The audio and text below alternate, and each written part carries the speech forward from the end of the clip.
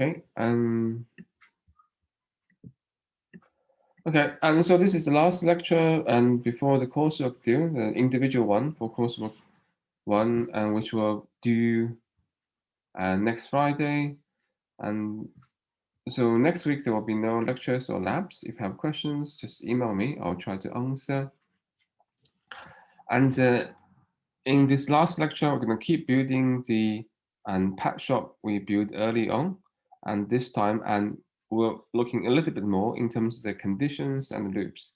And so the conditions will be the if, else, etc., and the loops will be the v-for mostly. And we already, and also we'll involve some sorting as well. People were asking during the lab. So during the loops, when we talk about v-for, and we'll have a look at the sorting as well. That's probably at the very end. Okay, let me just check quickly in terms. Okay, and so this is the outline. So we're gonna first talk about v-if and v-if else. We already use it, and we're gonna see just a couple more examples of where these can be used. And after that, we're gonna do a little bit more about v-for. And actually, in this case, we're gonna show you how to show a list of products using v-for, which again is needed for the coursework. And finally, we're going to briefly talk about sorting. When you so that's say when you're doing, so basically sort the class before using v-for to show them, so that will show up in certain orders.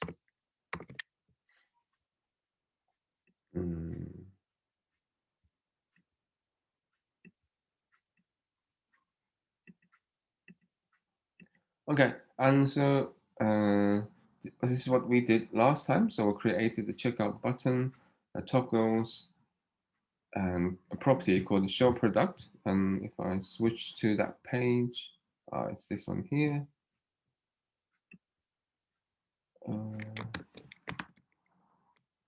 Make it a bit smaller. I'll make the text a bit bigger. Okay, and so that's the checkout button, which when you click, and it switches between the product page and the actual checkout page.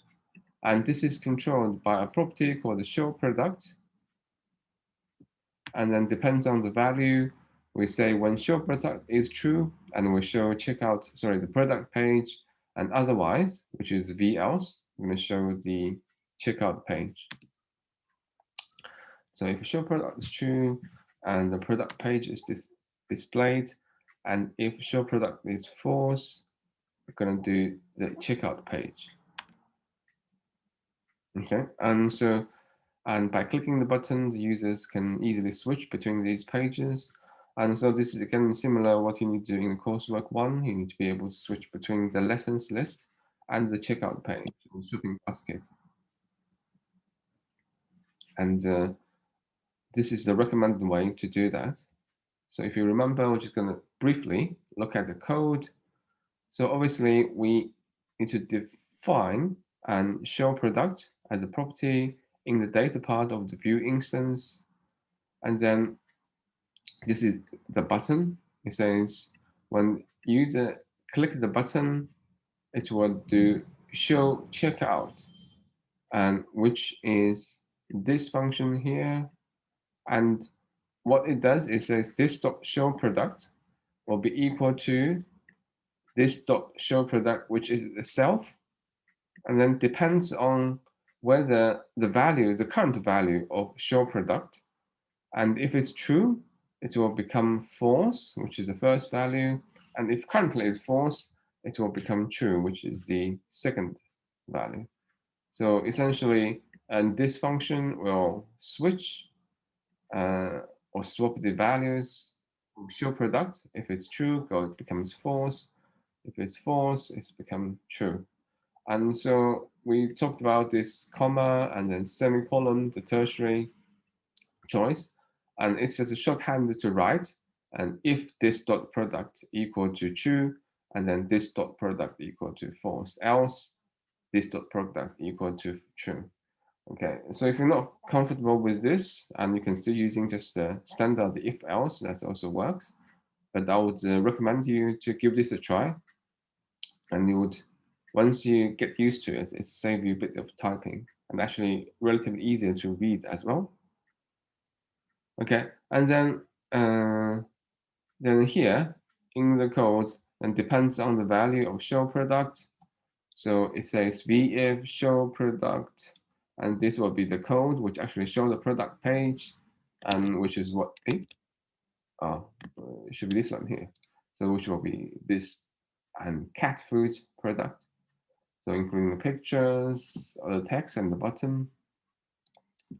And if it's false, it will do this part, which is the code for the checkout page, and which which will do this part, display this instead.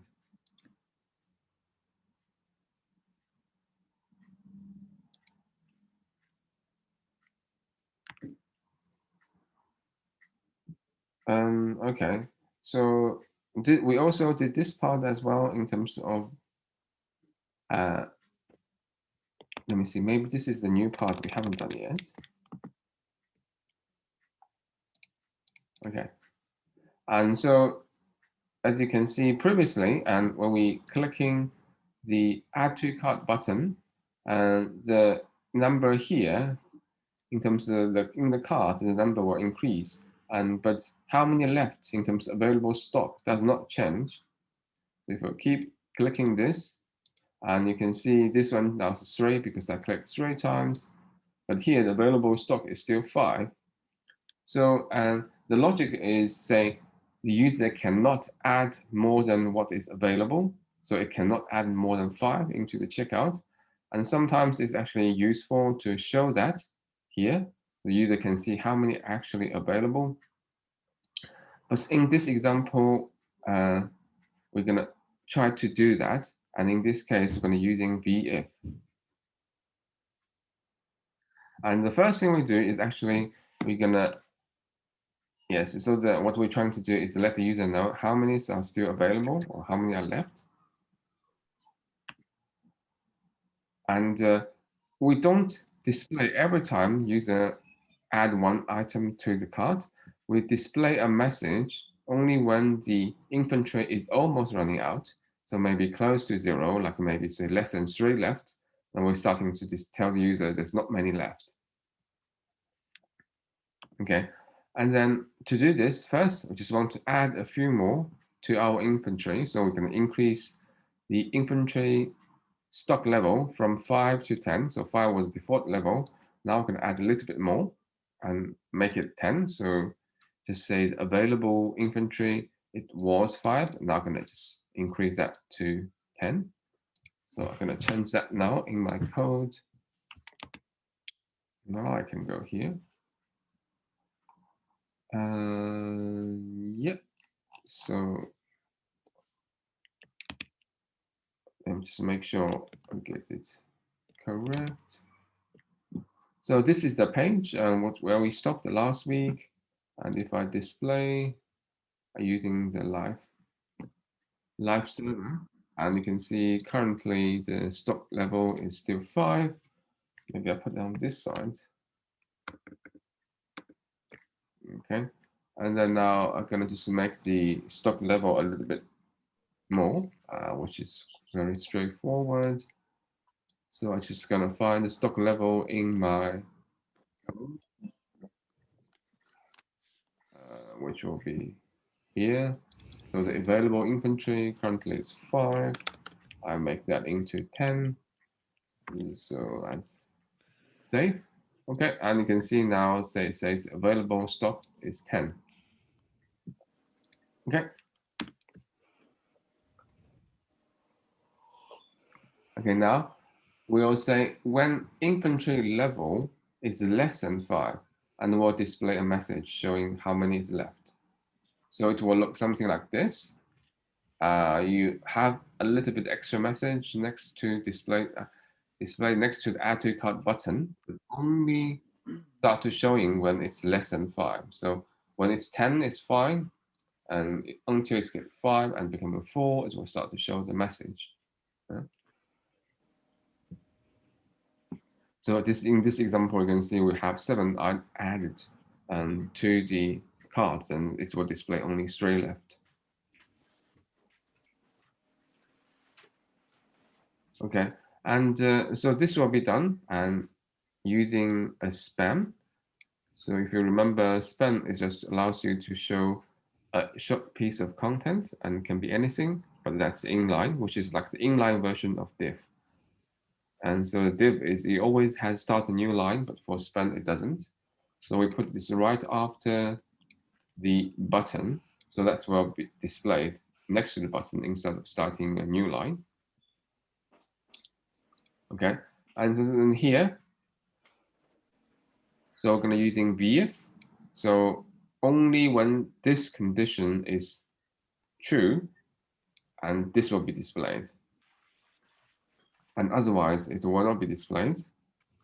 And so the condition is product.available inventory.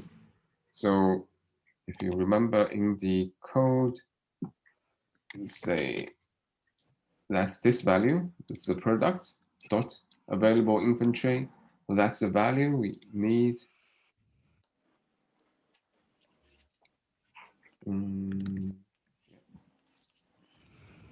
If it minus cart item count.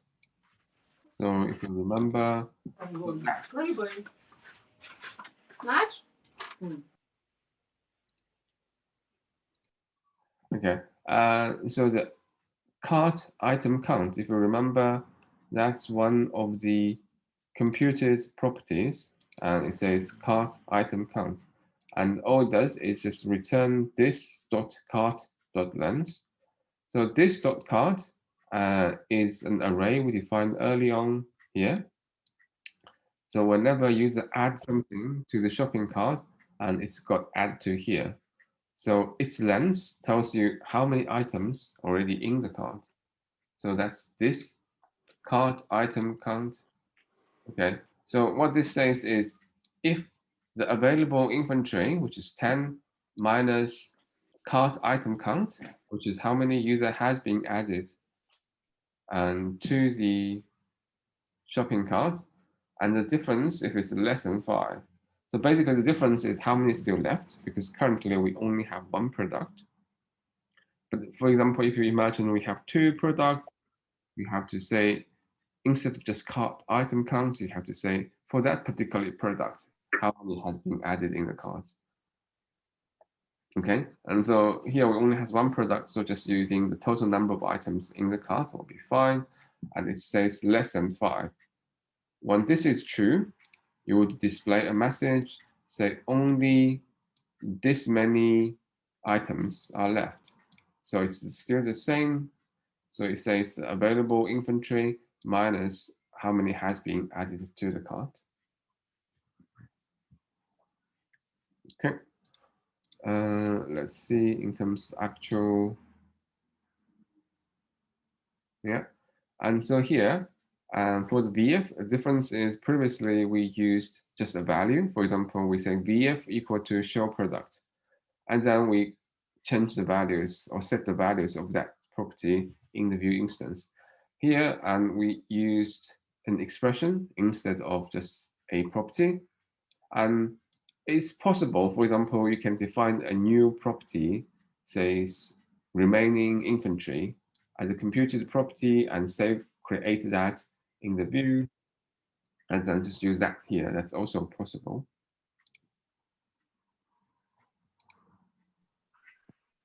Yeah, which is what I said here. Okay, and then we're going to just add this one to the code now so we can see it.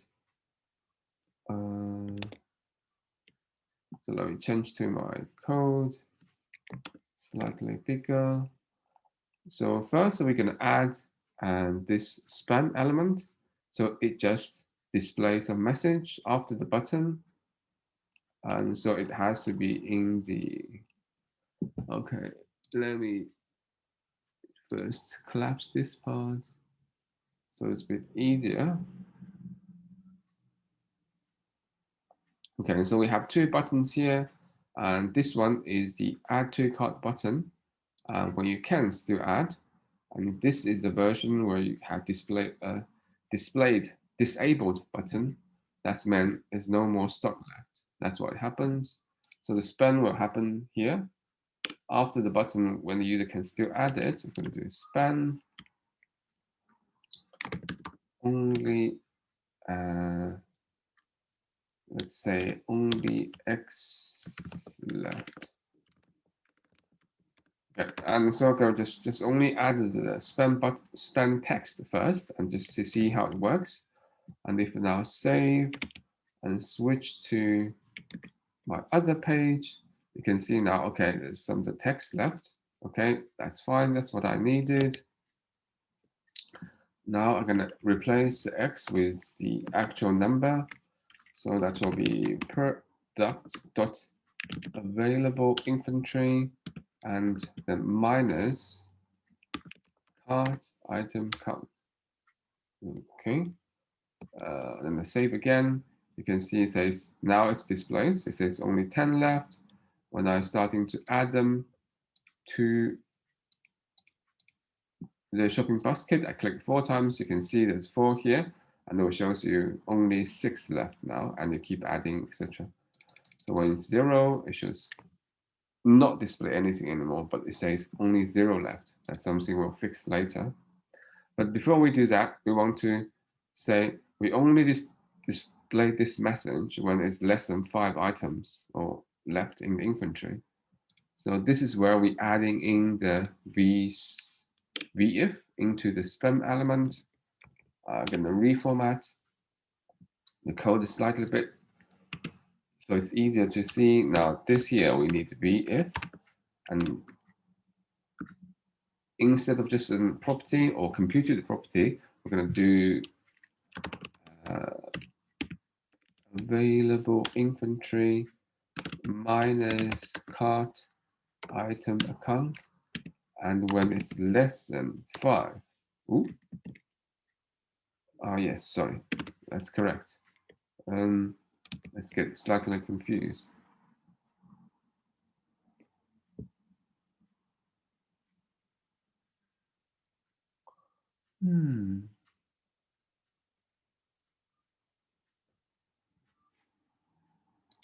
That's interesting. Why are we getting a add to the disabled button showed here?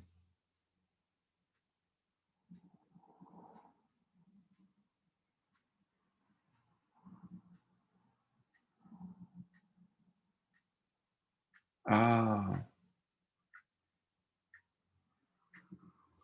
okay. Did anyone know why we currently have this one show up now? Add to cart.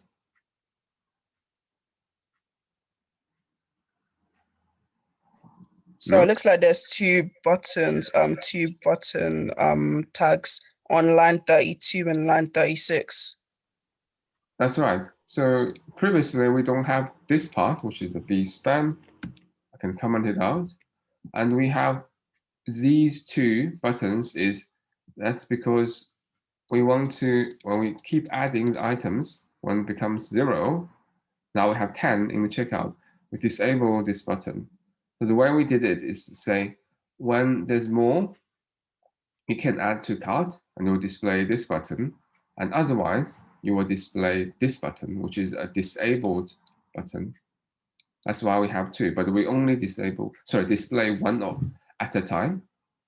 But when I adding this one into the code now, so I uncomment it, and you can see now the second button get displayed. Anyone knows why?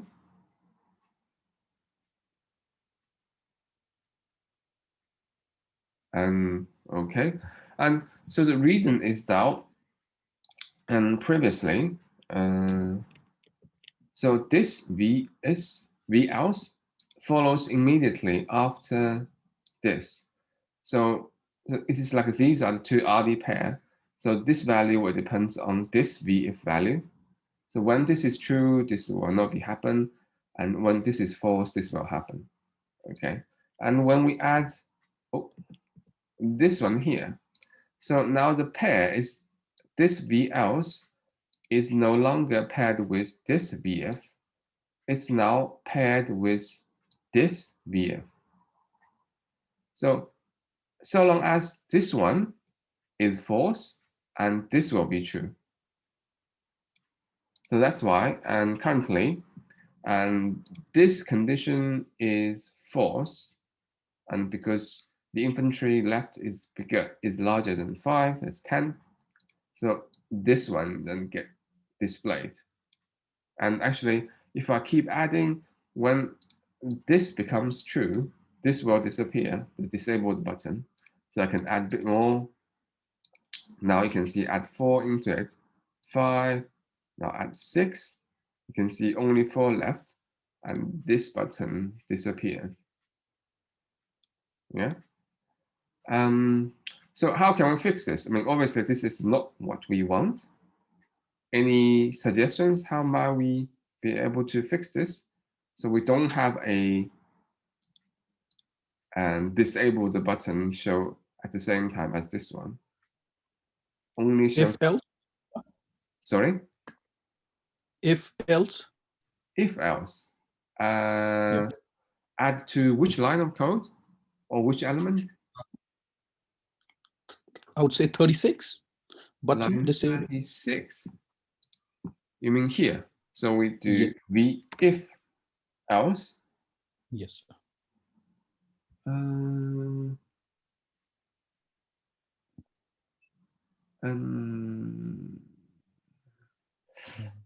Okay, I'm not sure if that. So then you have to give it a condition as well. Actually, I don't think there is a thing called the if else. You only really have v else and then if. So you can do v-if, you can do v-else, or you say in the v-else, I want to do another condition, and you can do v-else if. But you can't quite do v-if-else in one. So you have to do v-if or v-else. You can't do v-if-else in one. And anyone else?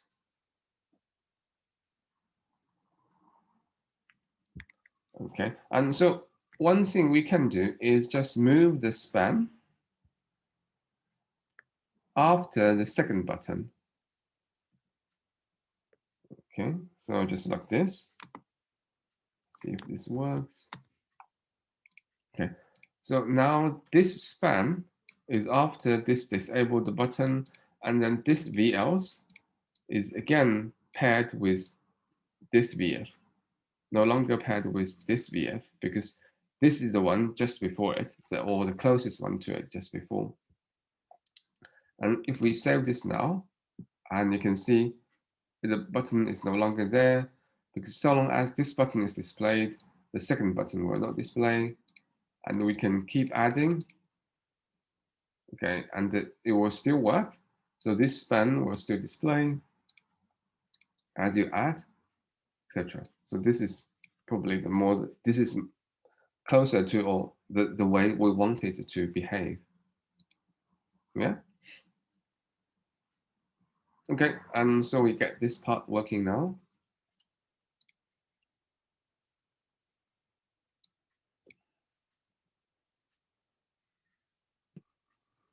Okay, now we're going to actually try, and we already mentioned this before, and the v else if.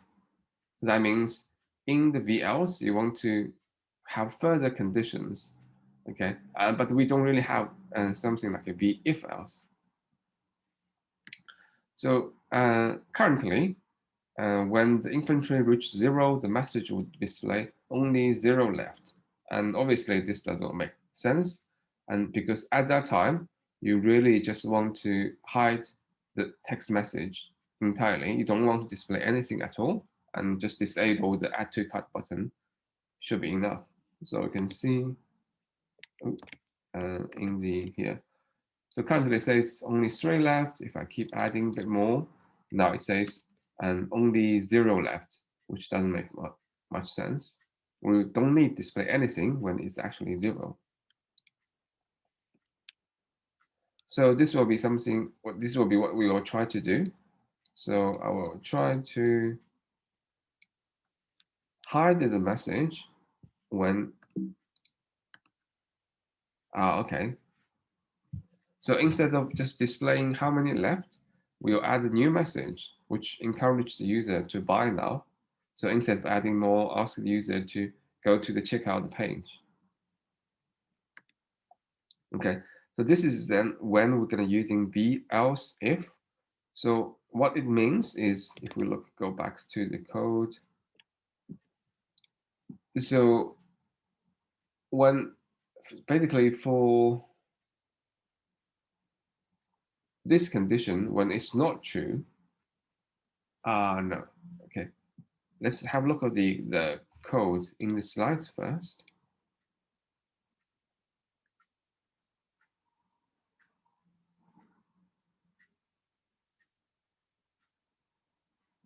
Okay, so the way to do this is says, we're going to display a message called OUT when the available inventory equal to the cart item account. So basically that means, and if everything is added to the cart, we're going to display the message OUT. And then if this is not true, so that's the v else. But again, we have two conditions when this is not true. That means there's still something left, not OUT. And when the product.available inventory minus the cart item count less than 5. So that's the same condition as before. We can display this message. So when there's less than 5 left, you display the message. And then finally, v else. So this is what we say. If this is not true either, it would say buy now. Okay. And so that means by default, you will display encouraging the user to buy something. Okay, yeah. And so this is more or less what I said before. The first if happens when there's nothing left, it will show the OUT message. And this one, the v else if, is display the message, which is this one here, when the inventory is less than 5. And finally, when the inventory is greater than 5, it will show buy now. Okay, and so we can use these, and alternatively, you can use a function to decide what message to play. So you can call a function, and depends on how many is left and how many is added to the cart. You can decide what the text will be. Would it be out, or only how many left, or buy now? Okay, and then after this, when you add everything to the cart, for example, here, I add all 10 to the cart, and this button will be disabled, and it will not display only 0 left here, but instead it will display all out. And before that, it will display only how many items left, and even before that, would it just show a buy now message. So we're going to do that now in the code. Okay, we're going to still keep this one because that's still useful. We still need it. And the first we can add this one. So that means when everything is out or everything is added to the cart, I'm going to display out, the message out. So I need another span.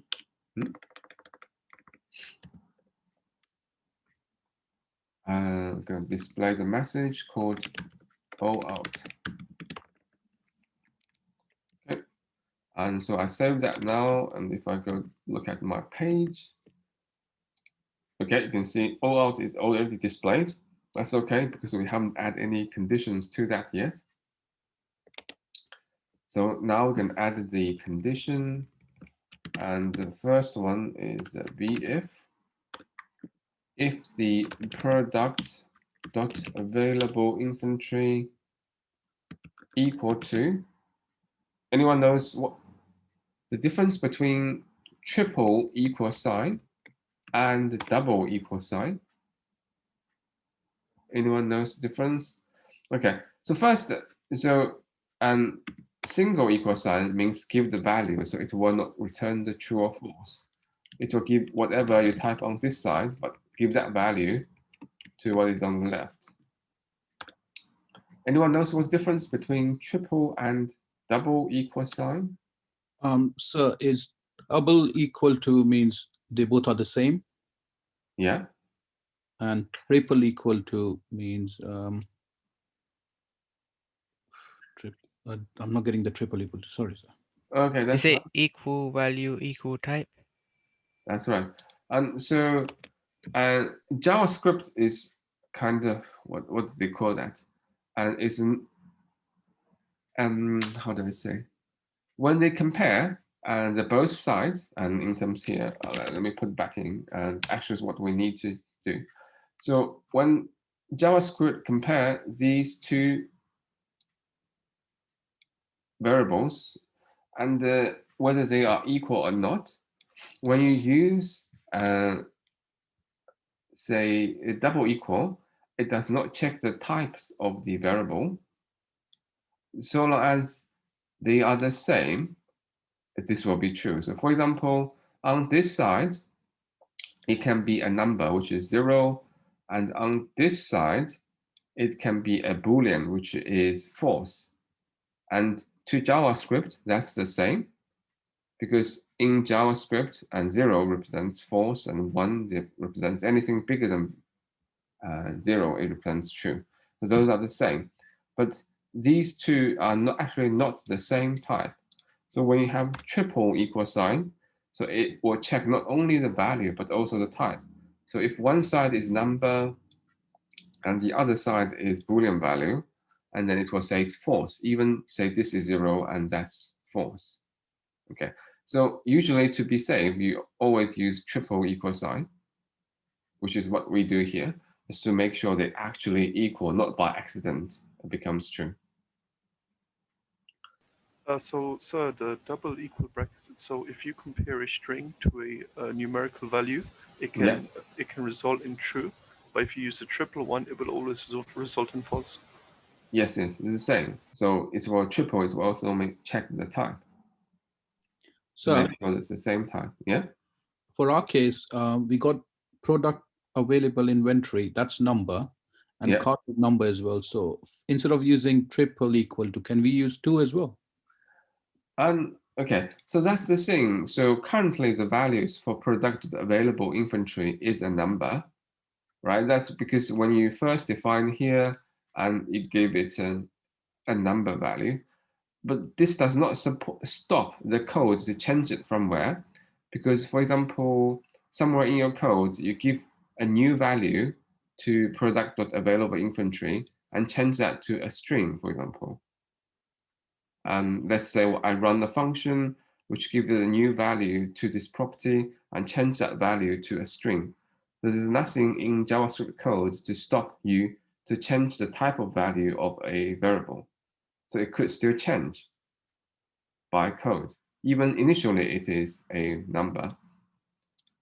So that in theory it is possible, and this variable, the type would be different from what it initially was. And the same for this side. And again, so still using triple equal sign will be safer. I mean, that's very rare, but it's safer. But sometimes these changes, say the type of variable, is very kind of hidden in the code, not obvious. It's kind of something like a side effect of other code you wrote. You unintentionally change the value of this or the type, and you might not even realize. And just to be safe, usually, and if you use triple equal sign, this will get picked up here. Otherwise, you will not notice. Yeah. Thank you, sir. Okay, and let's keep going. And so now we add this condition to the text. And if I save it and I go back to the web page, which is this one, now you can see that's not show up anymore. So this would only show up after I add everything. Now you can see both this and this are there because we haven't changed the condition for this bit yet. So which is what we're going to do now. And so here, and the only change is this part. So currently it's using VIF, but now we're going to just change that to VElse if. So that means this will only happen when this is not true, but not always. And when this is not true, and this condition is also true, and it will display this. Okay, and so we're going to try it now. So I'm going to keep adding. So now it's 5, and add 1 more, so only 4 left. And I'm going to keep adding, and when it's all out, and this what is disable the button, display all out, but no longer the only something left message. Okay. Okay, and finally we add this part. So this is the condition when none of those messages get displayed, we just display it by now. So we're going to just do the another span, and here we only just need to say VElse. We don't need any new conditions, and we say the text is by now. Okay. Let's go back to this page. Okay, so you can see the default is by now, and you click add to cart, and now it's 5, and add 1 more, and then finally choose all out and disable the add to cart button. So this is probably a much better behavior or expected behavior for the most users. Okay. Okay, and so that's everything we want to talk about in terms of VF and VFLs. Next, we're going to talk a little bit more about V4. So previously, we used the V4 to display the list of options in the drop-down menu. If you remember, that's on the checkout page. And we have a drop-down menu for the states. So not this one. So if you go back here, if I go to the checkout, here we have the state, and you have a list of drop-down that you can select from. And the first time when we did it, we hard code the options in the drop-down list, and then we improved that by using a V4, so which is this part here. So it says V4. We're gonna iterate or through states, which is defined in the data, and it's a object with these 4 properties, and we're gonna using the state. So this is the alias. So every time the state will be one of these, and the key because this is a key and the value pair. So the key will just refers to this part. Okay, and it says v bind value equal to state. So that means when you select that option, the value get returned to the JavaScript code will be the state, which will be the value here. And the actual key displayed will be, our option displayed on the drop-down list will be the key, which is the first part.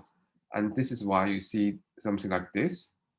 And when you select it, the value get returned to the state is Alabama, which is this part.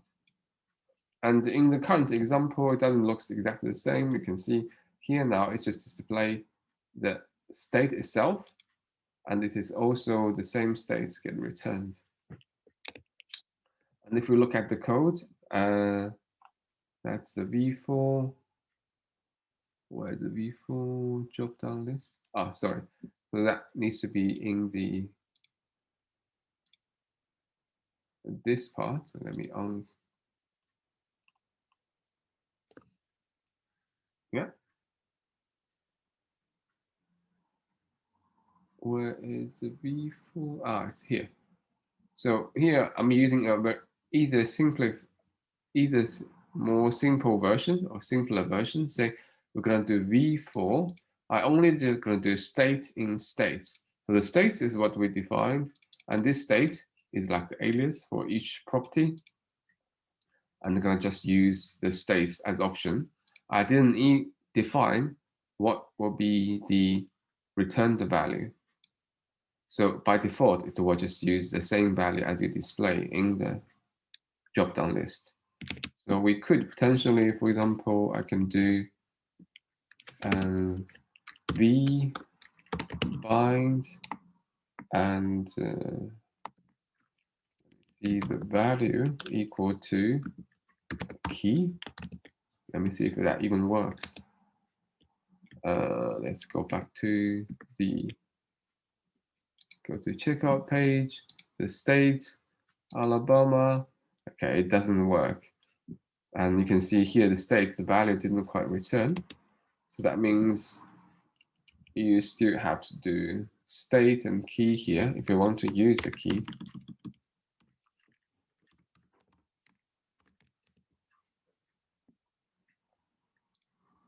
Go to the checkout, and you can see here, and have add a JavaScript just for testing purpose.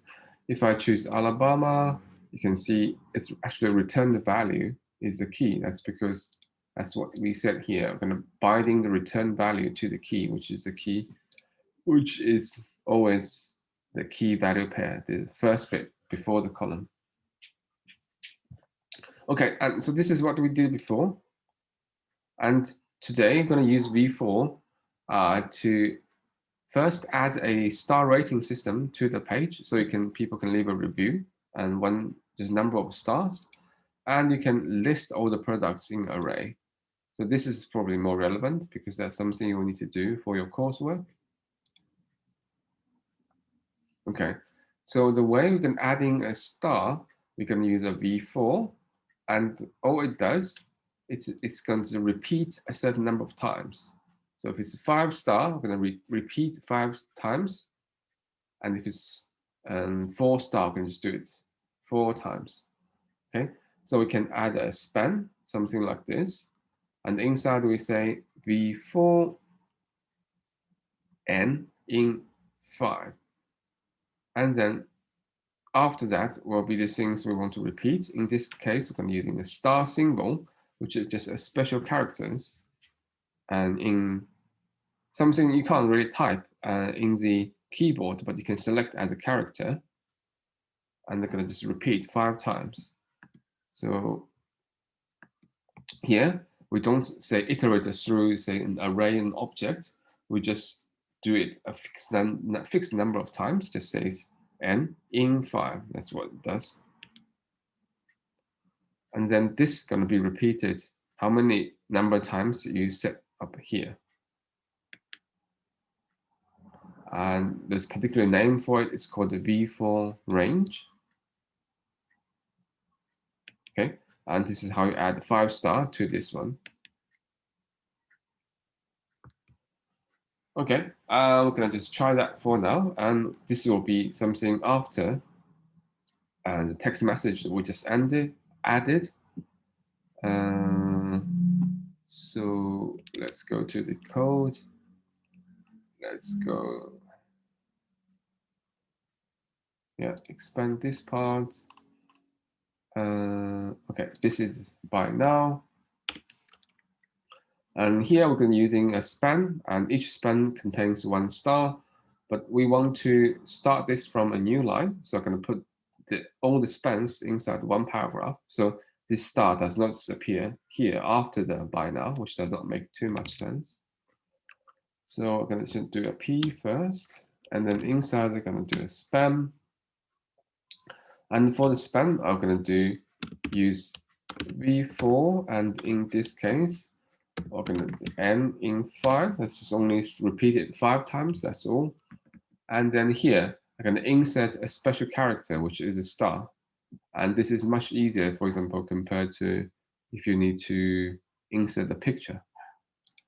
So let me see. I'm going to insert here. Okay, yeah. So this is on Mac. So on Windows may be slightly different, but they should be allow you to insert special characters. And here, maybe it's quite small, but you can see there's a star sign there. Okay, and if now I save the file and then go to my page, which is this one here, and you can see that's got displayed. Okay, just depends on how many you want. So for example, if I change this to 3 and I save, and you can have 3 stars, and I can change to 9 and I save, and you have 9 stars. Yeah. Okay, so we have this part done, and then what we want to do is we want to so it depends on the rating of a product and to display the number of stars. So for example, we first add a new attribute and called the rating to the product. And then if the rating is 3, we're going to display 3 stars and instead of the 5 default values.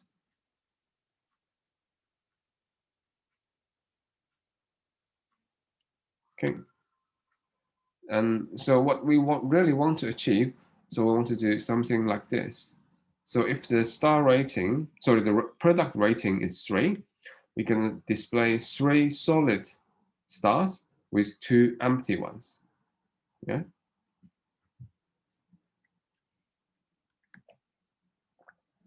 So the idea will be, okay, we can first repeat the product dot rating number of times. So if it's 3, this will be repeated 3 times.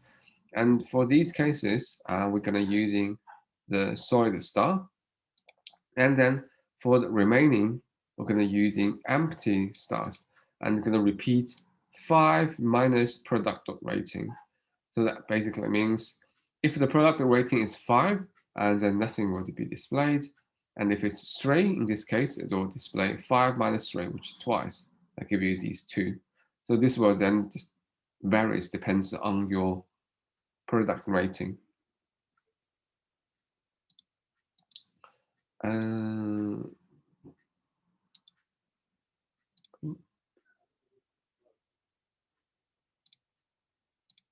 Okay, I'm gonna do this now. So let me switch to my code. So first we're gonna add a property in the data, so which actually records the rating for the product. So I'll just call it rating, and it had the value. In this example, we put say 3, but we can change the rating. It's not so important. And then we go back here. As we said, we're gonna first do a span, which shows solid stars, which depends on the number of, depending on the rating. So I'm gonna do span, and then v4, okay, and still will be n in, but instead of just a fixed number, this time it will be product dot rating. Okay. And this will be the number of, and this time we're going to using solid stars. I'm going to insert control. I'm going to use this one. Okay, so that should give me a number of solid stars, depends on the rating value. So I'm going to save that now. And if we look at the page, you can see there's 3 solid stars there now. We still have 5 empty stars, and because this we haven't changed yet. And we can see if we change the value here, for example, now I change to 4, and I have 4 solid stars, or I change to 2, it will give you 2. Okay, and now we need to update the second part, which is empty star. Obviously, we don't always want 5. Instead, we want to 5 minus per. Oh, it doesn't pick up. Okay. Ah, it does.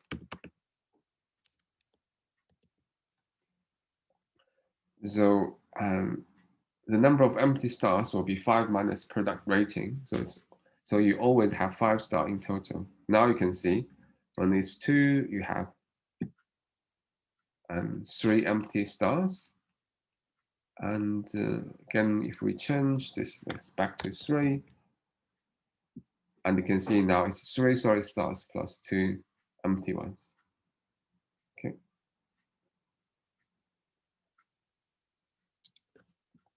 Okay, and so that's one way, and to using the V4.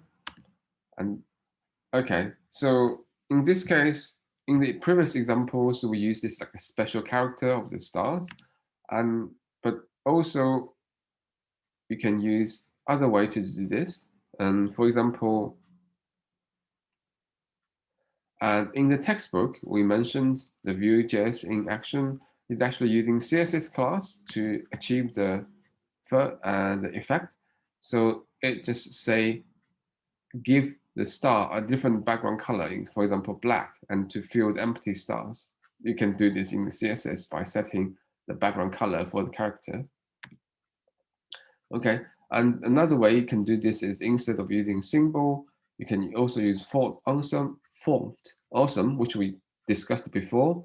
For example, we use this for the, say, the little icon here, the shopping trolley icon, and it also has stars.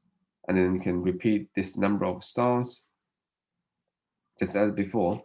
So as we mentioned, if you remember, if you need to use one of these icons, you just need to use a span element as well. And you can use V4 to repeat those span elements. Okay, yeah. And alternatively, maybe you can just only show the filled stars. What I meant is, say, you maybe don't even display these empty stars and just show 3 solid stars. I think that would also work as well.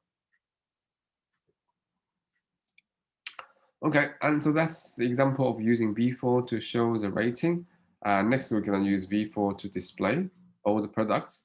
We assume you are saving all the products in array. Okay, and to do this, we'll need more products. And we're going to change the products from a object into an array. So far, if you look at the code, the product itself is just an array, sorry, an object. It has lots of properties for this product. And now, because we're going to need more than one product, we're going to change that into array. So we're using the square bracket here. And then this will be what we had so far. That will be our first product. And then we can have product 2 and 3 and 4. So you have different IDs. And the title, description, price, etc. might change as well.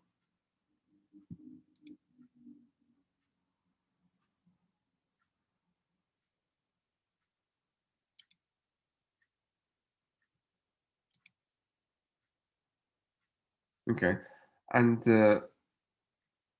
as I mentioned, also it's part of the requirements in the coursework, and we don't want this array to be stored in the same file as where the main Vue.js code is.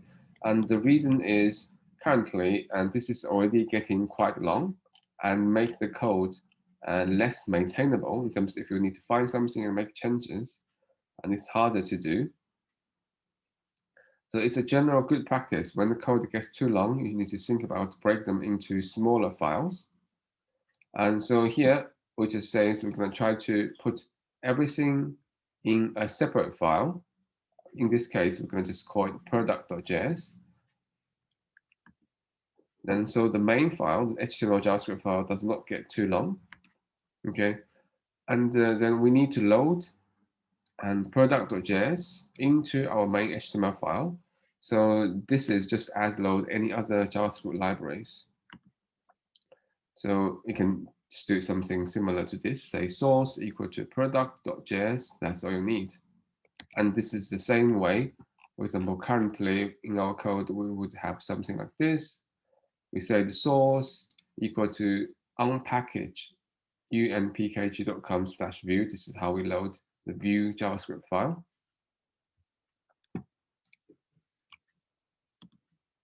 And then we can use the products array can be used. Okay, and so, okay, so this is what would look like. And it's the main thing I'm gonna explain here is this product will be a property of your view instance, and this product would refer to the array you defined in this JavaScript file or the product.js file, and this is an array of objects that's called products. Okay, so even though both are called products, and the meaning is a bit different.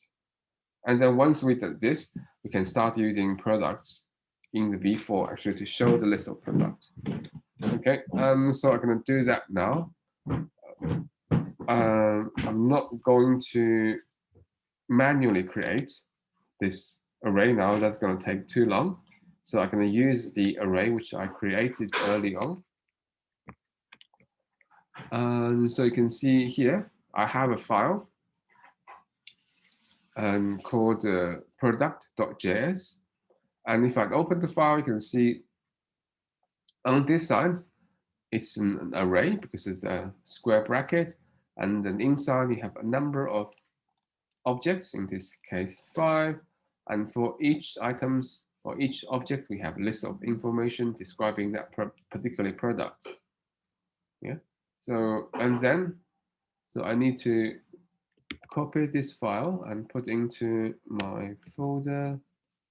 Okay, and then I need to load the file in my actually, so also you can see now, and in the Visual Studio Code, you opened 2 copies of product.js, and they have exactly the same name, but it will tell you, say, this file is the product.js in the root directory or the top level, and this is actually inside the demo, which is what we are using now. Okay, and then to pet demo, so that's what we need. This is the checkout, which is a bit different. So in this file, we need to load this new JavaScript file, product.js, just as you would do here. So I can just add it here. And I'll say script source equal to product. Oh, it doesn't pick it up directly.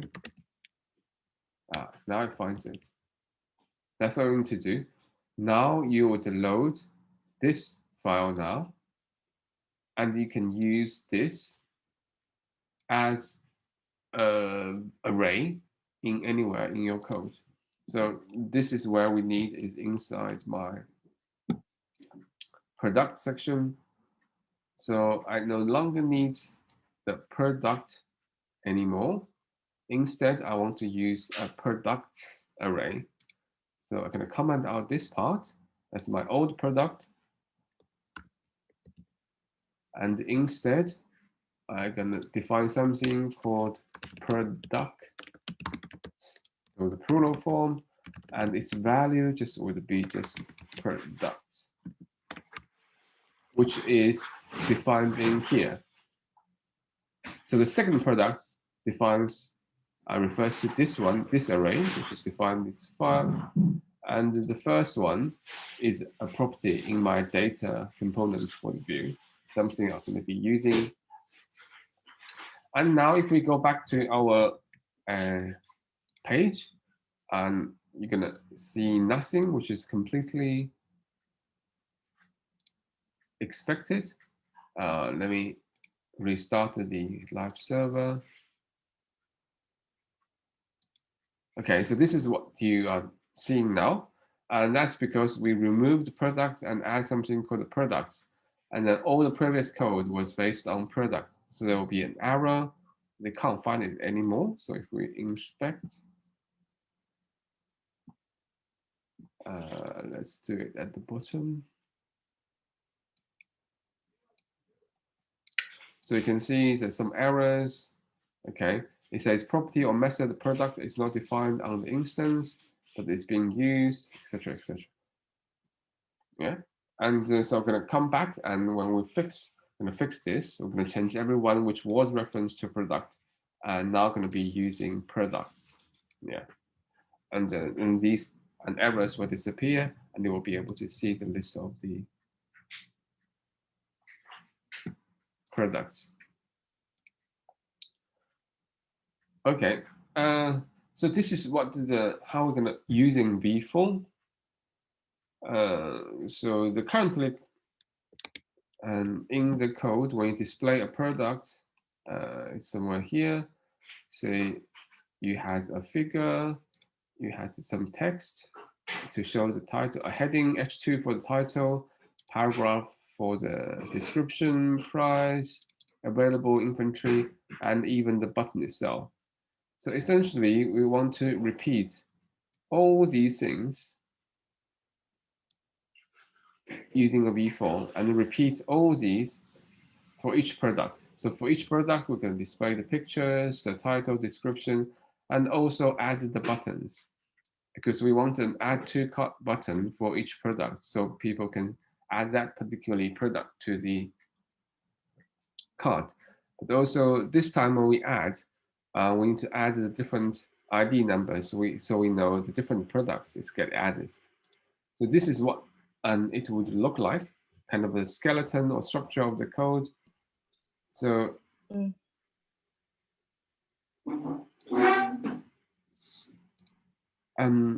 so this is shows, okay, this is the part where you show the product, and we can add a v4 and including everything you need for the product, so including the title and other description, and even the add to cart button, and also the display of the ratings. Put everything inside one big v4.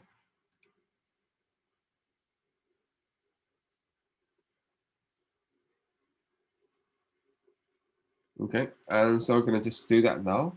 So that actually shouldn't be too difficult. So you can see this is our show product, and we're gonna put everything between here and here into my v4. Yeah. So we're gonna just add a new div. Let's say v4 equal to product in products. Yeah, and so this is the products defined in our view instance, and here product refer to each element or each element in this array, but also this product matches with whatever we used before. So here now all the products is now defined. I just need to move in the closing tab after the rating, which would be here. And they're going to format this a little bit, and I'll now save. Okay, and if now I go to the actual product page, it's still not displaying, but at least there was 3 errors. Now we only have 2 errors. Okay, and it says cannot read property available inventory of undefined. Okay, so that seems to be the error. So that would be okay, yeah. Product not available inventory. So that's used in a few places, and it's one of these places which is causing the problem.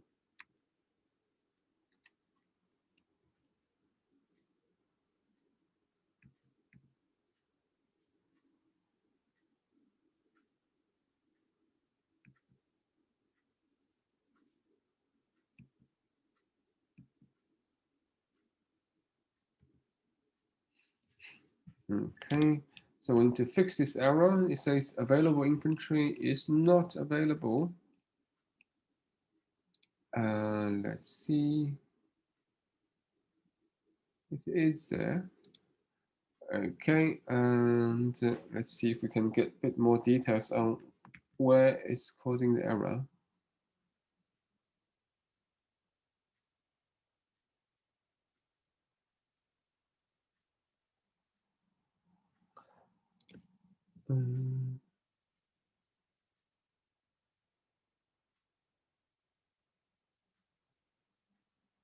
Why it doesn't find it? So if we look at this one, Okay. Okay, so it says can't read property available inventory of undefined. That's on line 104 of this. But so that's not particularly useful error message.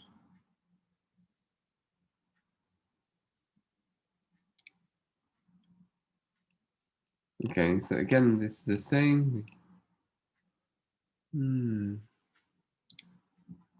Let's see if we go to the view panel, if we can see a little bit more error message there. So we have the root, we have the products, and actually here you can actually see already the products. We have 5 objects inside that already, and that's reloaded from the external file. That's not needed. There's a computed. Okay. And so first, can add to cart would have error. That's some. So that's because the can add to cart is here and returns this. So the product is no longer there, so we cannot say this dot and product and available inventory. So instead, we need to know which product we want to do, and in this case, we have 5. Just we have to pick one of those. So that's why this says the add to cart button and the inventory message will still be errors. Let me see.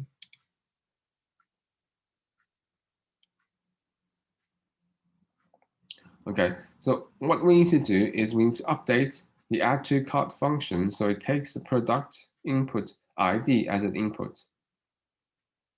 So we need to know which product is get added to the ID. Okay, so now instead of just add to cart, we're going to do this dot cart dot push and product dot ID. So that's what happens when we add the cart. So we have okay, so that's so this is okay. So it says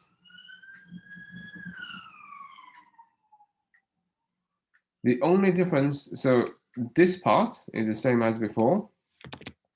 As we see, this is the here, and but here product is no longer defined. So we're going to need the function itself to tell me as the input which product get added, and then here we don't no longer say this dot product, we just say product dot ID. So this dot product would refer to a product defined in my data component, no longer there. And when I do product.id, this product just refers to this one here. So whenever you call this function, you need to give it a object to tell it that's the product I'm adding now.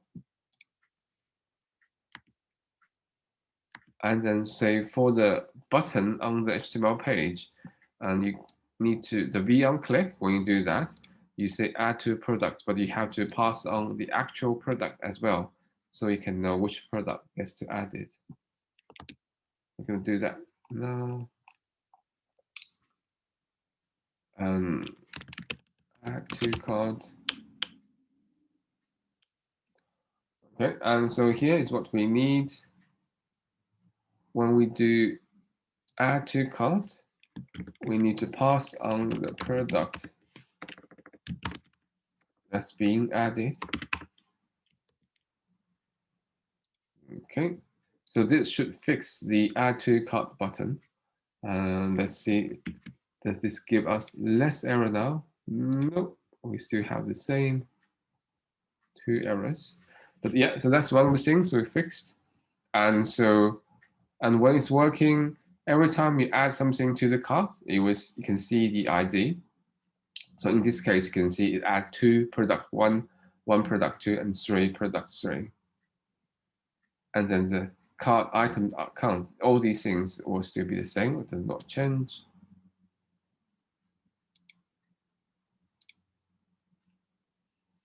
Okay, and we also need to change this part, can add to a cart. So previously, it only calculates if there's enough in the stock, but now we have to check for particular type of product, how many left in the stock. And so the changes is similar, and we also need to take in the product itself. So we know which product we're going to check for the availability, and then we just check that the available, how many inventory that particular product have. But also you want to compare that with this side, which is how many of that product is currently in the shopping cart. So that's a bit different. So this will be a new things we're going to do later on. So cart count, which count how many items of that product is already currently in the cart. That'll be different from what we had before.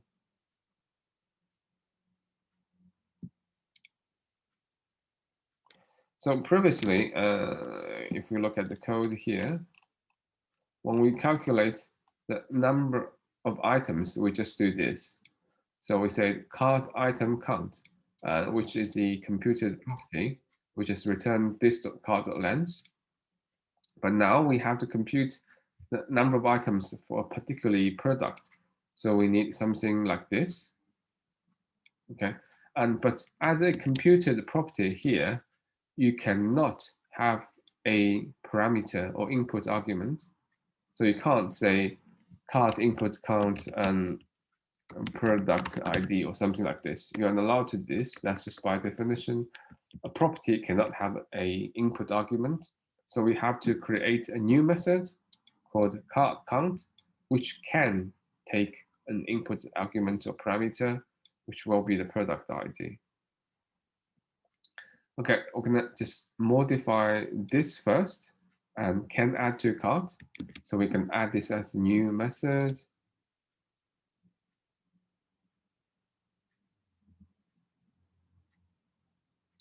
So instead of, again, this is the same here. So this was a property.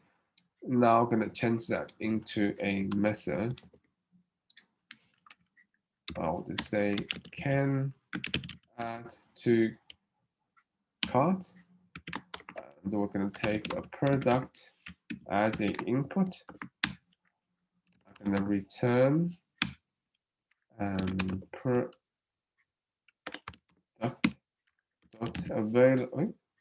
It does not pick available inventory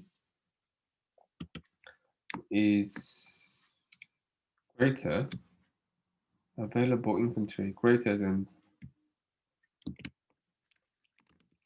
this dot cart count product dot ID. Okay, so the cart count is a new method we need to define, and which is not there yet, but it will take the product dot ID as input and just to see how many of that product currently is in the. Okay, so we come back here. So this will be our cart count function. And so the idea is, so it's going to go through everything in the cart. And if that element equal to the ID, which is the input, the particular input, and then the total number of counts will increase by 1. So the count initially was 0.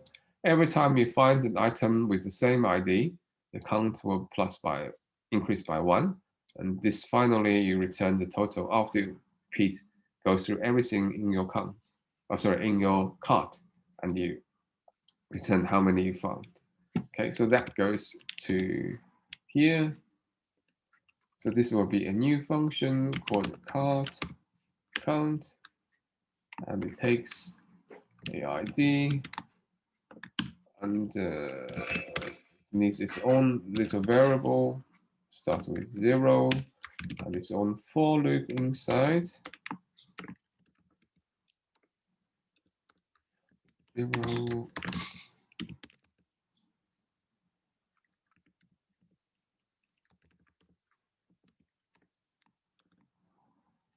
Let's go to lesson, yeah.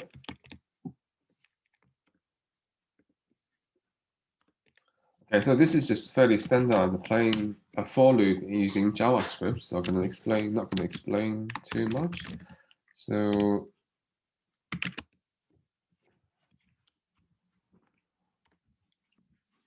this shows the i's element in the cart. So that becomes from 0 to the length -1, to less than that. And if this equal to ID, again, we're using 111 here. So this ID is the ID from the input, which will be the product of ID. And we're going to say count increase by 1. And finally, when we finish, we're going to return total number of. Okay. So after that, this one should work. And then the can add to cart should also work now. Previously, it relies on product. Now it's that should also work. And also we need to change. So again, previously can add to cart is just a property. Now it becomes function. We need to add this product as the input in the function.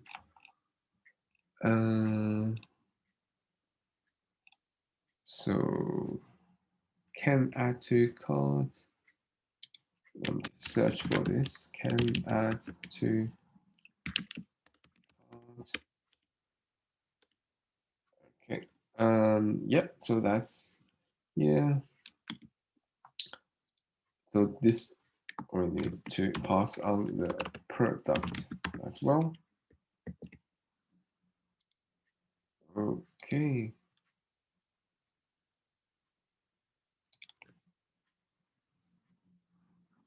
Okay, and then have another problem is in terms of fixing the inventory message, and previously is use the total cart items to count which message to display. So that's the one we just add early on here. It says, so these are the 3 messages we'll display. Either say all out, or say how many is left, or say buy now. So all this is already depends on the total inventory count or total cart items number.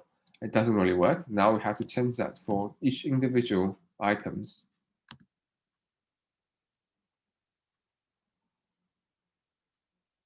Again, in this case, we need to take in a property to know which product we are checking. We can't use a computed property again, which is cart item account. We have to use a cart count method, which we just created.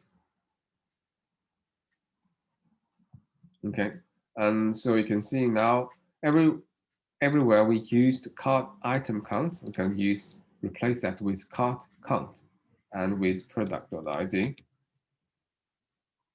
So I'll just say, instead of say product available inventory equal to cart item count, we're going to just do cart count product.id, and similar here. This will be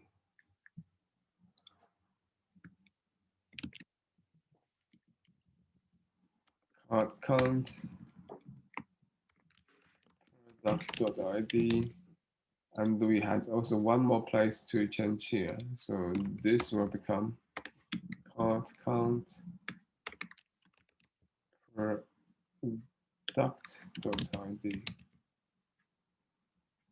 Okay, and then this will display the correct numbers, depends on. Okay, then we just need to fix the last error, which is still there.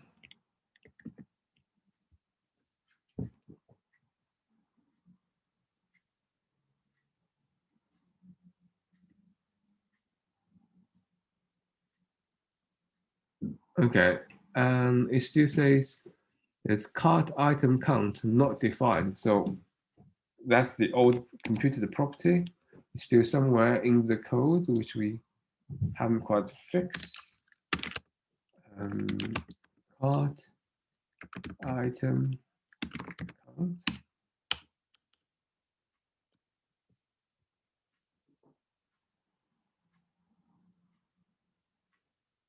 Oh, I couldn't find any more in the code.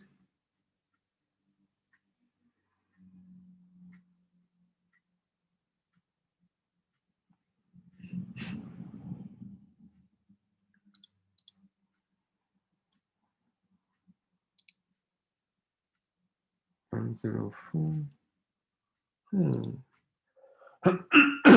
So there isn't any more card item count. Why still complaining? Let's try again.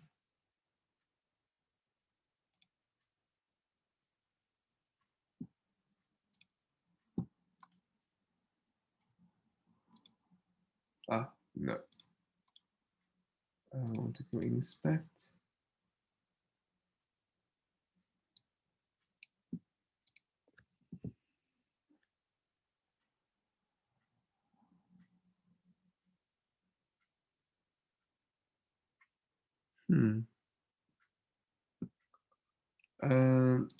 If I search card, okay.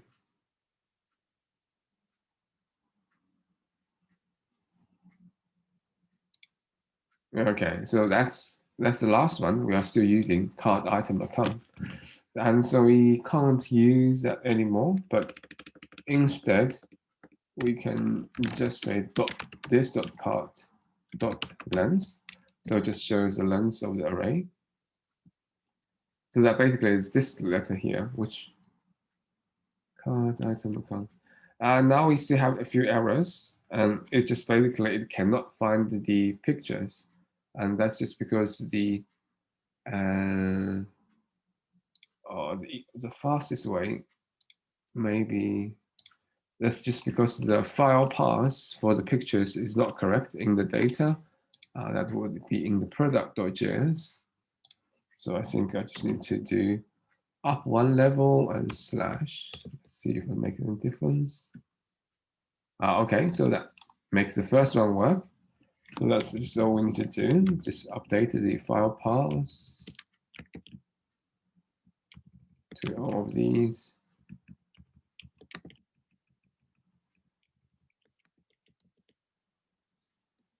Okay, now there's no errors, so everything is working fine now.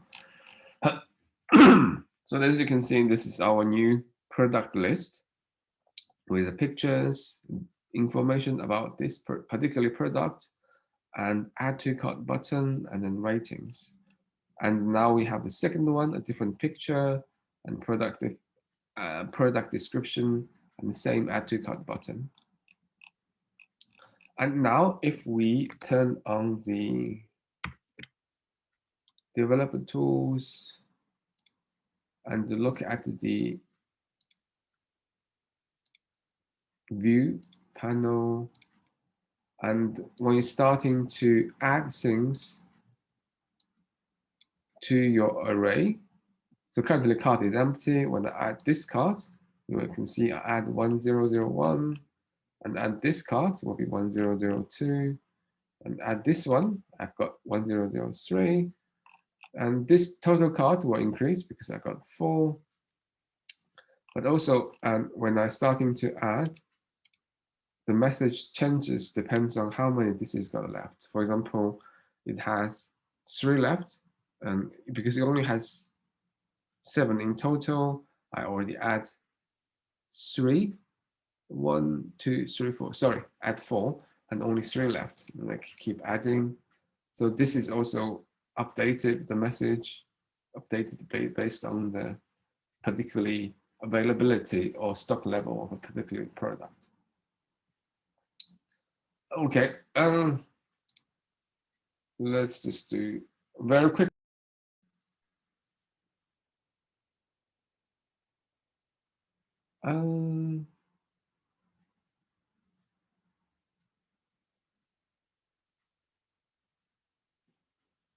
Hello? Yeah, I think something happened. It crashed probably. We can't see your screen anymore. No. Okay. Something happened. It stopped the kind of restarted the view session for some reason.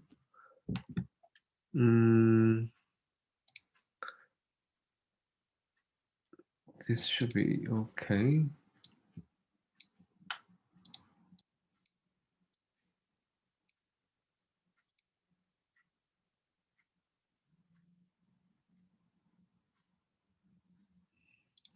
Okay, and can you see my screen now? Yeah. Yeah. Okay. And somehow I think View decided to restart the session. Maybe it set a time. Anyway, so we've got only a couple of slides left anyway. And so we are creating something called sorted the product, which is computed property used to sort the products. And then, so this is what it would look like. So it will be called computed property, and its name is called sorted product. Okay. So the actual sorting part is really here. So this is the function which you define. How do you compare the sorting? And so this is called compare when you have these two things you want to compare to. And so by defining, going to compare by price. So if A dot price is greater than B dot price, I'm going to return 1. Otherwise, I'm going to return -1. If none of these cases, so that those are equal, I will return 0. Okay. And finally, and all you need to do is products array. So that will be the array and itself. And then you just need to sort, and using this function we defined early on, which is this compare function. So the array comes with this sort function, but you need to tell it how to sort, which is what the compare function for. The compare function need to return 1, -1, or 0 to tell when it's greater or less than and when it's equal. And depends on, this tells you how to sort by price. If you want to sort by location, you have to say if A dot location and it's however you define that's before B dot location, and you return 1, -1, and 0. And once that's done, you would display in your code using this sorted products instead of just products. So I can show you quickly. So once you have that created, instead of using v4 products in products, and you can be using unsorted products here, then the display will display using the result which has been sorted. Yeah. Okay, and that's all for today. And in terms of reading, this will be the chapter 5 of the Vue.js in action. Okay, that's it.